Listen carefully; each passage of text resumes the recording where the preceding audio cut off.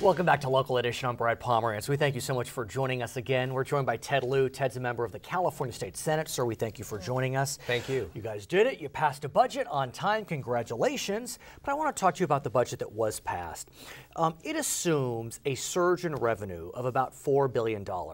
Now, we've seen surges. I mean, we had about $7 billion surge recently. Are you feeling bullish enough on the fact that we will see a surge so that we do get that extra $4 billion?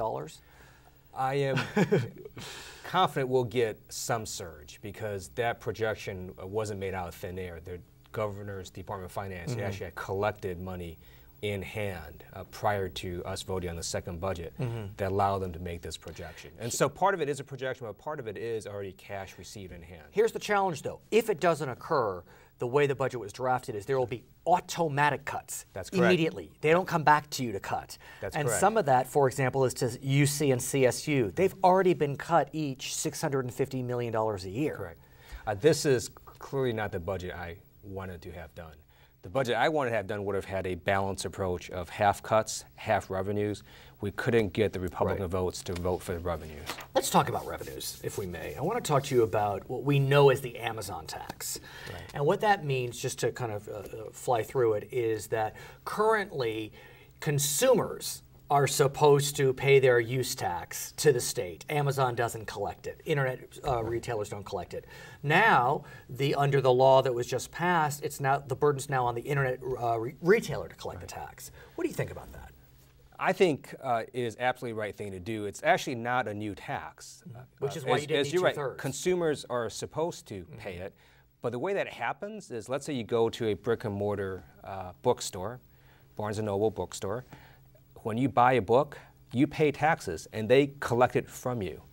We're just asking Amazon to do what every other retailer does, which is collect it from you when you do it on the internet. Well, let's just say Amazon's not happy. Is that fair? Yeah.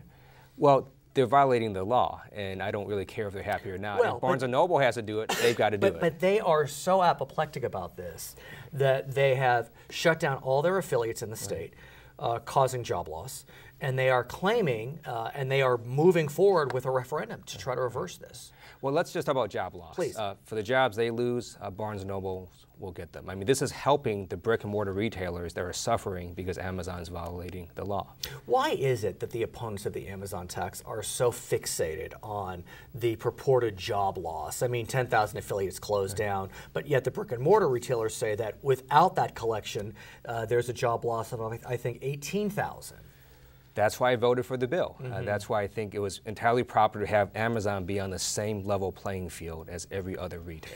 We know that other states have passed what we know as Amazon taxes. Illinois, Arizona, New York. Litigation is pending. It appears to me that the solution may not be state by state, but national. And I'm wondering, will we see a national solution? Because otherwise we will continue to see lawsuits, referenda, and more contention over this. Well, I hope the federal government acts in this area, but we can't wait in California.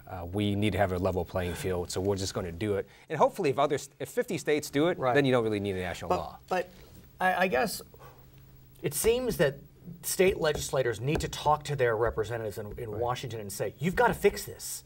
I mean, this is a very serious problem. I mean, Amazon made, what was it, $34 billion last year nationwide. They're not collecting sales tax. They're fighting mad over it. We need this resolved. Oh, absolutely. That's why I think it's a big deal when California, the 8th largest economy in the world, went ahead and did it.